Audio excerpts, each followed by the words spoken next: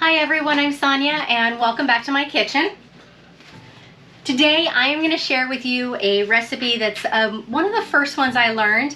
This was a Nanny's meatloaf. This is the one of the first recipes I learned how to make very young off. My grandmother used to make this one and I used to have it in her handwriting, or my mom did, and since then it's been lost. I pretty much have it memorized. But I do still keep it in my cookbook that I have. Just a side note before I get into the recipe. If you're like me and you have a lot of allergies or a lot of modifications you need to make to your diet, cookbooks take up space, especially when you can't cook them the way that they are. I actually purchased this cookbook years ago when I was still in the military from one of those book club things that somebody was doing, and it was all blank pages that allowed me to add my own handwritten recipes or printed ones. And this is actually the only cookbook we have. When we find a recipe, we put it in here, and when we get a chance to modify it and make it our own based on allergies, then it gets a card in here. So this is actually what I keep mine in, and you can tell from all the splatters. It's been used quite a bit. But we're gonna make Nanny's meatloaf. And the recipe calls for a 2-pound recipe, so I will put in the description below the full recipe, but we're just gonna do a half recipe for us since we don't need a lot of leftovers right now. So we're gonna do a half recipe, which will be from a 1-pound batch of beef. So we've got our beef here. Other ingredients we're gonna need, we'll need an egg, some milk, some Worcestershire. Hopefully I'm saying that right. Forgive me, British followers, if I'm not. I have the A1 sauce, and then our dry ingredients, we've got breadcrumbs. I just use plain and lightly on those. You can use Italian if you want a little bit more flavor. If you're totally nothing in the house with breadcrumbs, you can actually use crackers. For years I used to smash up crackers before I kept these on hand. You'll need some salt, some lawrys, some minced onion, and you do need accent, but I'm out of accent. This is the only recipe I use it for. So we just add a little bit more on the lawrys and salt since it's really just a seasoned salt. So we are going to work on getting this together in our mixing bowl. To prepare the meatloaf, there's a couple of different options. You of course can use a loaf pan. If you don't have one, I found a high-edge biscuit pan works. But we like our muffin tins because we can actually make them into portions. And these work really well if you need to meal prep and freeze or just have things ready for grab and go.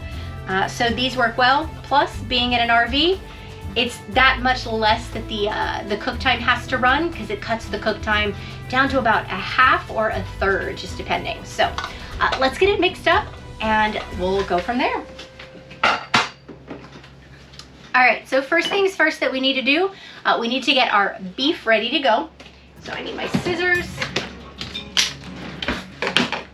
Now I've been letting the beef kind of sit at room temperature for about half an hour because I hate when it's super cold. My hands don't like to mix it and it's just miserable. Plus I swear that it actually helps the flavors a little bit more when it's been kind of sitting up and resting a little bit. My husband just thinks it's because it's too cold. Whatever it is, that's what I do. I let it sit out for about 20 or 30 minutes while that's getting ready. All right, so I've got that sitting there. Now I want to get my egg and mix my milk in, but I don't want to risk getting eggshell. And since some eggs can be super finicky, then we want to remove that. So we're gonna break the egg into a separate bowl. Avoid the eggshell, and then we want to add in our milk. The recipe calls for a full egg. I can't split the egg in half, but it calls for a half a cup of milk, so we're only going to use a 1/4 cup of milk. And then we'll add this into our meatloaf after we've mixed it.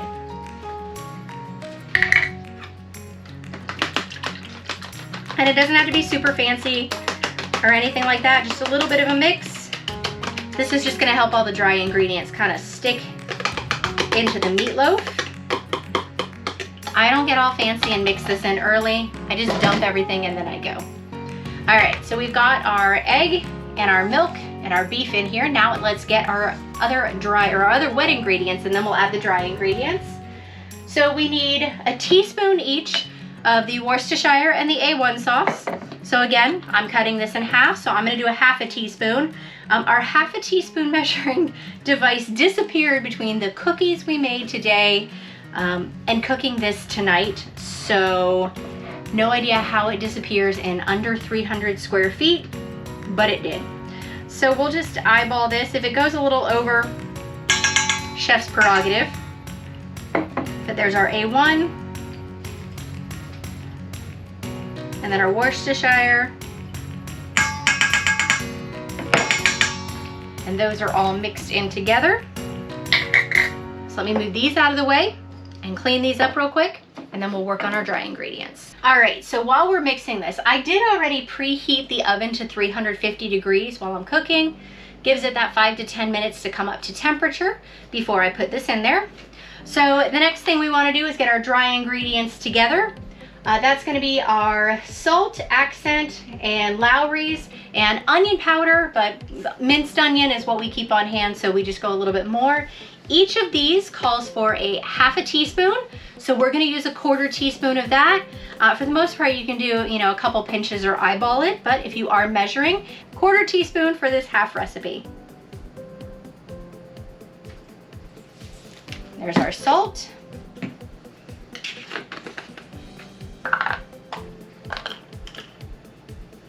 And since I don't have accent, I'm gonna go just a little over the half for my Lawry's.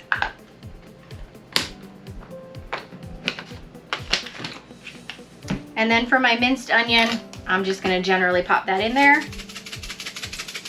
because it's hard to measure something clumpy. That's probably not the technical term.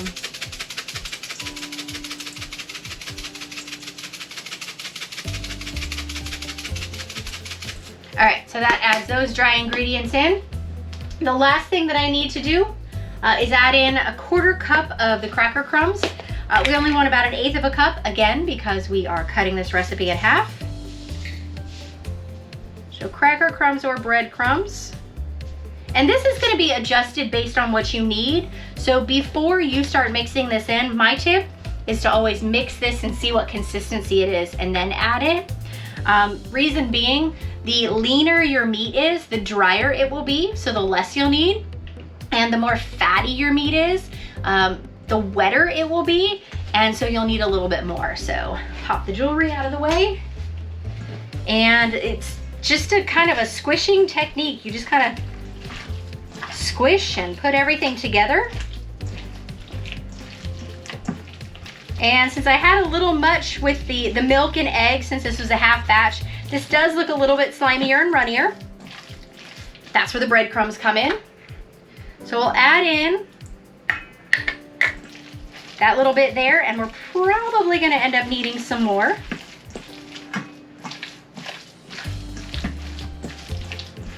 That's starting to look better, but we want just a little bit more. Do all this with the clean hand, which happens to be our non-dominant right hand. Lots of fun. All right, so a little bit more. Give that a good mix. All right, so it's got a nice consistency. When I make it into a shape, it's holding that shape, but it still settles a little bit, so it will flatten out. So that means we are ready to get that into our heating device. All right, so usually when I do this, it makes like 8, 10, depending on how big you make them. If consistency is something that you are worried about, just use your hand and kind of, blade through and just kind of chunk it into portions.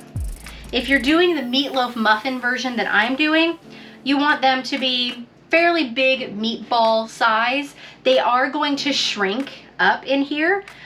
So 6 is fine, and you can make them a little bit bigger, and that is fine. So I'm gonna make mine as 6 of them will be my goal. So I won't need my second pan.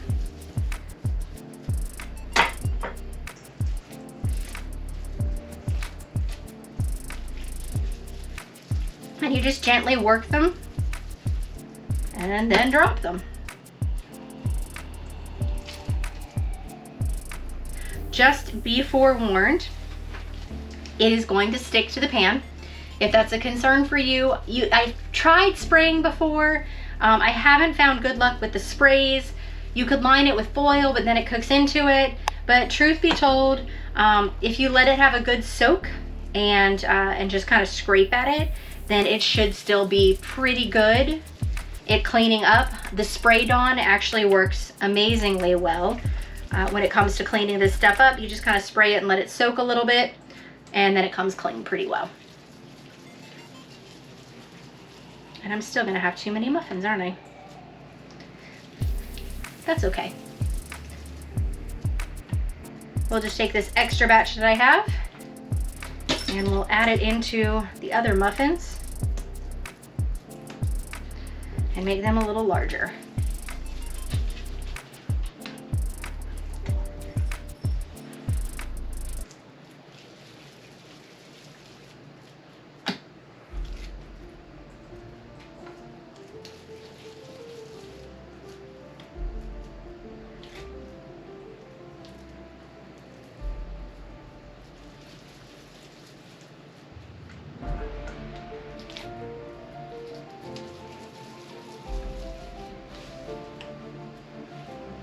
All right, so those are ready to go. Let me clean up my hands and then I will show you and we'll get them in the oven.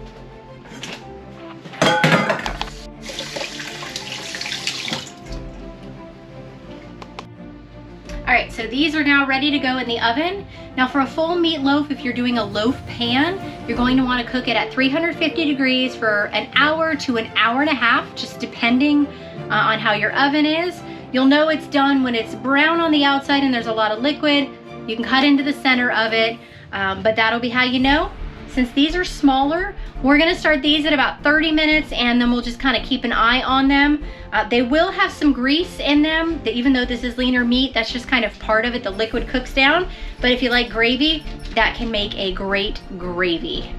So let's get these in the oven.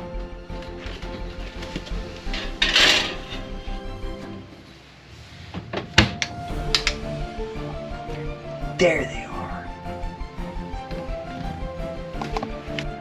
All right, so the meatloaf timer just went off, so it's time to take a peek on these and see how they're doing. And unfortunately, I'm not a professional chef, so the sacrificial one will be made and we're gonna cut into it and make sure it's ready. They're looking good, but I don't think that they'll quite be done. But let's sacrifice one and cut it in half. Hey, they're actually pretty done. So they're brown and cooked all the way through, and they've got a nice crispy layer on here on the outside. So I think these are about ready to go and get plated. Now I realize that I broke the cardinal rule. Many of you guys say to put ketchup on top when you bake it. My family doesn't do it that way. If that's what you want to do, go for it. I know some of y'all are going to comment down below that I totally messed it all up, but we don't actually do that with our meatloaf. But you can if that's something you want. To us, these are perfect. So let's get them ready to eat.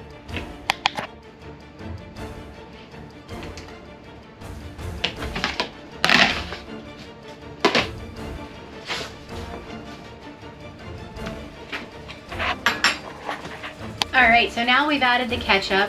I do tend to take the one I cut into. I don't serve that to anyone. So this is now plated and ready. Mashed potatoes always make a great side to go with meatloaf. And we tend to like green beans or corn with ours, just depending on what we prefer. As you can see in the pan, there's a little bit of the grease down in there. So if you're a gravy person, this is a great chance for you to mix in some flour over some heat in the cast iron and a little bit of salt, I guess. I don't know, I'm not a gravy person. But you can make some gravy out of what is left from the drippings of the meatloaf and drizzle your mashed potatoes with gravy and finish your meal if that's what you like. But for me, this plate is ready to go. So no takeout for me. This is gonna be dinner and I am so looking forward to it.